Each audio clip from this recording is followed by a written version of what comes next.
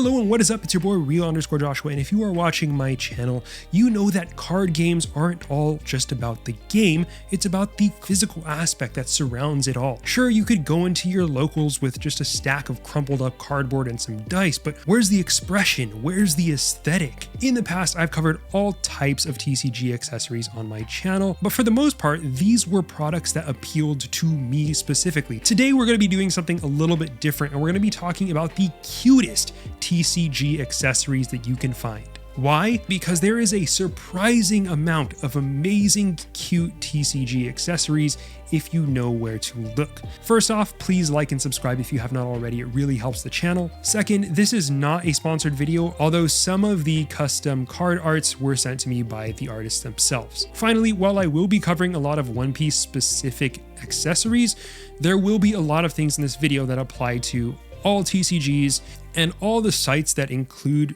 really cute One Piece accessories that I'll link here also included great accessories for other TCGs as well. Let's start off our cute excursion in the realm of sleeves. The first sleeves that I want to share with you guys are these sleeves from a site called Manamoon, these snake charmer border oversleeves. Manamoon has some really cute sleeves. A lot of them have these sort of borders around them so you can see your card art in a really cute border. The ones that I found and that I really liked were themed around the One Piece characters of Boa, and then there was also one themed around the character of Uta. Although there are all sorts of different sleeves on this site, a lot of which are themed around Mahou Shoujo anime and pastel/cute aesthetics that you can find in addition to the One Piece sleeves as well. Next, let's cover these sleeves from Daiso. Yes, Daiso sells sleeves. I literally was inside a Daiso and I saw these sleeves and I decided to buy them. These are holographic sleeves for trading cards. I got one in the Aurora pattern and one in the Crystal pattern. I'm not 100% sure how I feel about these cards. Okay, first off, they are very, very sturdy and like hard to the point where it's almost difficult to get your card in. So I would be very careful if you are putting a really valuable card in these things. I put a really expensive Dallas One Piece Day Dawn inside of this, and I was getting a little bit scared. As you can see, I did not put it in all the way, but here is what the crystal pattern looks like. I think this would be great if you have like kind of nondescript cards that you really want to bring out a shine to. If you're running a deck with a lot of commons or something that's not very flashy, you haven't max rared your deck, this is something really nice to put on your card. And then there is this Aurora pattern. It kind of looks like an iridescent sheen. Now I'm putting this over this Utadon. I'm going to show you what it looks like without these sleeves on it.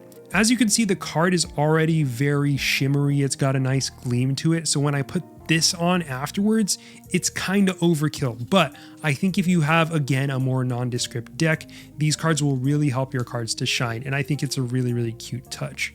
And they're available at Daiso, so very, very easy to secure. Next, let's check out Usagi Draws. For One Piece, they do have these worst generation Pirates standard size card sleeves, so these will fit over your One Piece cards. Unfortunately, they are sold out now, hoping they will go live with a new batch of these soon, so keep an eye out for that. But they do have these Don Quixote Pirates standard size card sleeves as well, if you are interested in the Don Quixote Pirates.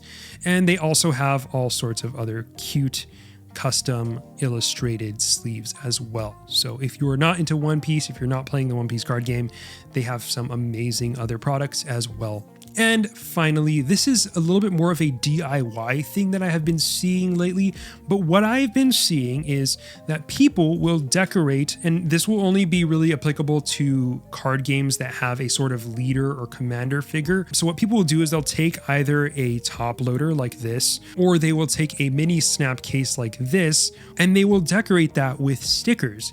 And I think it's just such a great touch because it has that kind of custom DIY feel to it, while adding just a really cute aesthetic and not like damaging your cards in any way, shape, or form. And it's just a really nice way to kind of personalize your deck and what you're bringing to locals with you. I prefer these types of snap case. This is from a brand called The Guard. It's kind of a legendary brand in the One Piece scene, and compared with the other snap cases and whatnot, it just got a really nice feel to it that I really like. So I highly recommend this, but you can always use a top loader. You can always use a mini snap case as well. Those are really, really cheap. You do not have to get this one, but this is just really fancy and I really like this one. But yeah, all you have to do is take your case, put your card inside, and just decorate it with stickers as you see fit. Sugar is a Don Quixote pirate. She's known for sweets and eating sweets.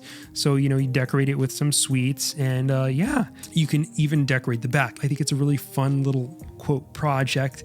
You just really get your stickers that you like and you can decorate your cards. Next, let's talk about custom leader art. This is going to be less applicable to non-One Piece games, but it used to make me feel weird having these kind of like proxy arts in these games because it's like, well, that's not the real card. But I think it's great that you have artists that can do essentially, fan art of these franchises and IPs that you know and love, and that they can print it out in a form that people are willing to pay for. It's a really great way to support artists. For the record, you cannot bring these to tournament. These are not tournament legal. You cannot bring proxies to tournaments, but if you're going to locals, if you're playing with friends, play with these fun little proxies. It's so much fun. Anyway, first, let's start with Wimmy. She started making these custom arts for leaders. She's got one for Doflamingo, she's got one for Shanks, Perona, Enel, Boa, and Purple Luffy. Some of the kind of mainstay leaders that a lot of people are going to be playing. They have this kind of chibi sort of baby thing going on that I really like. And it's just got this really custom DIY feel to them. And you can flex and say, I got the Wimmy cards, baby. Next, let's go on to Sumissundries. The art on these is just so cute. I think these are going to be a little bit difficult to get a hold of. As far as I know, the only way that Sumissundries was selling these was via a Discord, and the link to that is not working right now, but they do exist. Go follow Sumissundries on Twitter/X and keep an eye out for future drops because these things are so cute. They created these win-lose cards where instead of flipping a coin, you can, shuffle up these two cards and then have the person pick one. And if they pick win, then they get to choose who goes first. Lose, they don't choose who goes first. I don't know if this is like an official thing that you can use in a tournament, but I think for locals, it should be fine if both players agree to do that or if you're playing with friends. We also have these custom leaders, Sanrio kind of theme. There's some Hello Kitty stuff, some Batsmaru, and just look at these arts. Oh my gosh, the green purple Luffy one is amazing. The Shanks one with the Hello Kitty with the scars on her eye. Oh man, these are just so incredible. I love them. Keep an eye out because these are some of the cutest cards out there. Next, we have Dawn, aka Paper Dawn. Dawn is an artist, a cartoonist, and graphic designer. Look at this Boa. Look at this Nico Robin. Look at this Nami, the Vivi, the Buggy, and of course the Sugar that I showed you earlier was from Dawn as well. But I really love this style. It is not the house One Piece style, kind of more Western approach, but I love the colors and the textures on these cards is amazing. They are printed with Kaizoku Cards, who is another big creator of custom cards and custom art. So it's high quality prints, and you can just tell by looking at the textures on these things that the foiling is very painstakingly done, and it's doing great justice to the art that Dawn has created. So Dawn, thank you so much for sending these over. You can buy the cards over at Dawn's Etsy, and yeah, you're just supporting an incredible artist with some really amazing cards. Next, we have sammystarartworks. They have playmats, they have sleeves, and they have custom art as well for the leader cards. It looks like the only leader card that they currently have is this Nami one, but oh my gosh, this Nami has to be one of my favorite blue-yellow Namis that I've seen. And look at this Dawn sleeve, y'all. I want this. We'll probably end up grabbing some of those. But yeah, go check out Sammy's store. Next, let's get into deck boxes and mats. For deck boxes, let's go to Manamoon. Look at this deck box. This is the Fae Princess Dice Winder deck box, and there are freaking crystals on it. The aesthetic of this, the pastel finish, It's got this little like fairy character inside.